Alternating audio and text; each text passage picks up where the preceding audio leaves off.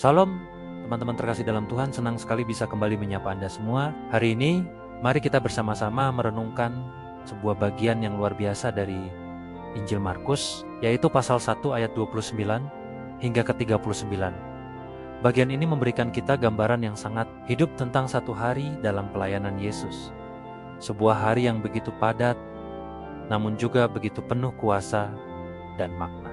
Mari kita mulai dari ayat 29 dan ke 30. Setelah Yesus dan murid-muridnya keluar dari rumah ibadat di Kapernaum, mereka langsung pergi ke rumah Simon dan Andreas. Di sana, mereka mendapati bahwa ibu mertua Simon sedang terbaring karena sakit demam. Apa yang terjadi selanjutnya? Mereka segera memberitahukan keadaan itu kepada Yesus. Ini adalah poin pertama yang sangat penting. Ketika ada masalah, ketika ada kebutuhan, orang-orang di sekitar Yesus segera datang kepadanya. Mereka tidak menunda. Mereka tidak mencoba menyelesaikan semuanya dengan kekuatan sendiri terlebih dahulu. Mereka tahu siapa sumber pertolongan itu. Dan lihatlah respons Yesus di ayat ke-31. Ia menghampiri perempuan itu, memegang tangannya, dan membangunkannya. Saat itu juga demamnya hilang. Dan yang luar biasa, perempuan itu langsung melayani mereka. Ini bukan sekadar kesembuhan fisik, teman-teman. Ini adalah restorasi total dari kondisi terbaring lemah, tidak berdaya, menjadi seseorang yang bisa kembali berfungsi, bahkan melayani. Kuasa Yesus tidak hanya menyembuhkan penyakit, tetapi juga memulihkan kehidupan. Tangan Yesus yang terulur membawa kebangkitan. Demamnya lenyap, dan ia bangkit untuk melayani. Ini adalah gambaran indah tentang apa yang terjadi ketika kita disentuh oleh Yesus. Kita tidak hanya diselamatkan dari demam dosa kita, tetapi kita juga dibangkitkan untuk sebuah tujuan baru, untuk melayani Tuhan dan sesama. Kisah ini tidak berhenti di situ. Kabar tentang kesembuhan ini menyebar dengan cepat. Ayat 32 mengatakan, menjelang malam, sesudah matahari terbenam, dibawalah ke Podenia semua orang yang menderita sakit dan yang kerasukan setan. Bayangkan pemandangan itu. Ketika hari Sabat berakhir saat matahari terbenam, seluruh kota seakan tumpah ruah di depan pintu rumah Simon. Ayat 33 bahkan berkata, maka berkerumunlah seluruh penduduk kota itu di depan pintu. Mereka datang membawa harapan, membawa orang-orang yang mereka kasihi yang sakit dan menderita. Yesus tidak menolak mereka. Dia tidak berkata, maaf, jam praktik sudah tutup, atau saya lelah, datang lagi besok. Tidak. Alkitab mencatat di ayat 34, ia menyembuhkan banyak orang yang menderita bermacam-macam penyakit dan mengusir banyak setan. Yesus melayani mereka semua. Hatinya tergerak oleh belas kasihan melihat begitu banyak penderitaan. Ini menunjukkan kepada kita betapa besar kasih dan kuasa Yesus. Tidak ada penyakit yang terlalu sulit baginya. Tidak ada kuasa gelap yang tidak tunduk kepadanya. Dia adalah jawaban atas setiap kebutuhan dan penderitaan manusia. Sekarang, mari kita perhatikan bagian yang paling krusial dari renungan kita hari ini yang terdapat di ayat ke-35. Setelah hari yang begitu panjang dan melelahkan, apa yang Yesus lakukan? Apakah dia tidur sampai siang untuk memulihkan tenaganya? Tidak. Alkitab berkata, pagi-pagi benar, waktu hari masih gelap, ia bangun dan pergi keluar. Ia pergi ke tempat yang sunyi dan berdoa di sana.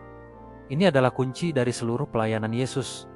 Di tengah kesibukan yang luar biasa, di tengah tuntutan orang banyak yang seakan tidak ada habisnya, Yesus memprioritaskan waktu Naya untuk menyendiri bersama Bapa. Pagi-pagi benar, saat semua orang masih tidur, saat dunia masih sunyi, ia mencari wajah Bapania dalam doa. Inilah sumber kekuatannya. Inilah tempat di mana ia mendapatkan arahan, penyegaran rohani, dan kekuatan untuk menjalani hari yang baru. Ini adalah teladan yang sangat kuat bagi kita semua. Seberapa sering kita merasa begitu sibuk, begitu lelah, begitu terkuras oleh tuntutan pekerjaan, keluarga, dan pelayanan. Seberapa sering kita merasa tidak punya waktu lagi untuk Tuhan.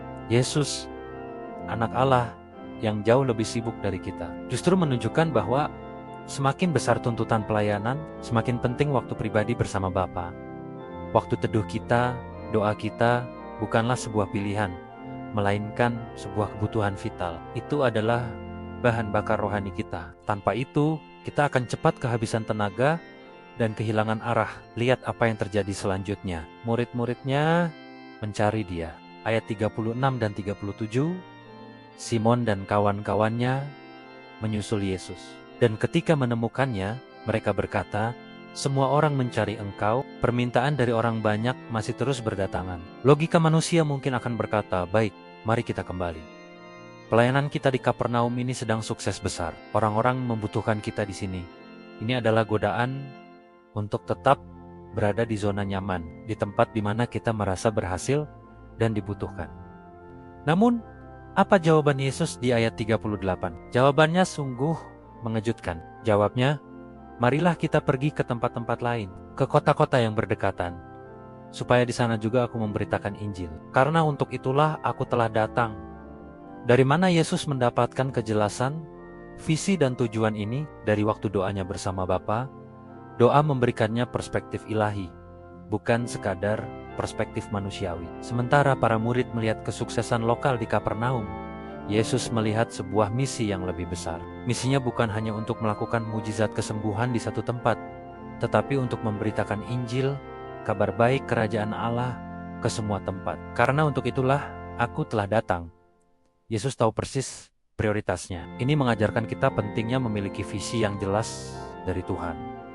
Terkadang kita bisa terjebak dalam kesibukan, hal-hal baik sehingga kita melupakan hal terbaik yang Tuhan inginkan dari kita. Kita mungkin sibuk melayani di satu area dan merasa nyaman di sana, padahal Tuhan mungkin memanggil kita untuk bergerak, untuk pergi ke kota-kota yang berdekatan, untuk menjangkau jiwa-jiwa yang baru. Kejelasan visi ini hanya bisa kita dapatkan melalui relasi yang intim dengan Bapa dalam doa, sama seperti yang Yesus teladankan.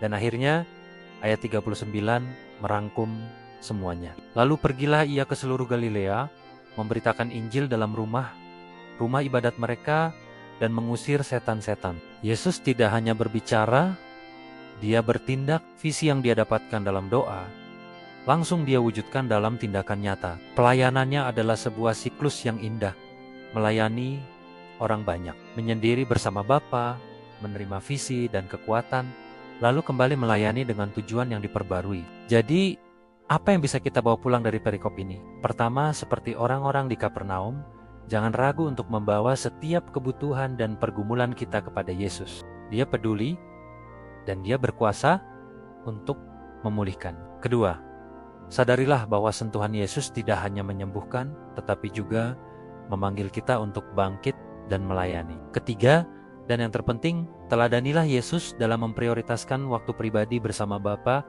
di tengah kesibukan dunia. Carilah tempat yang sunyi untuk berdoa, itulah sumber kekuatan, hikmat, dan visi kita. Keempat, mintalah kejelasan dari Tuhan tentang tujuan hidup kita.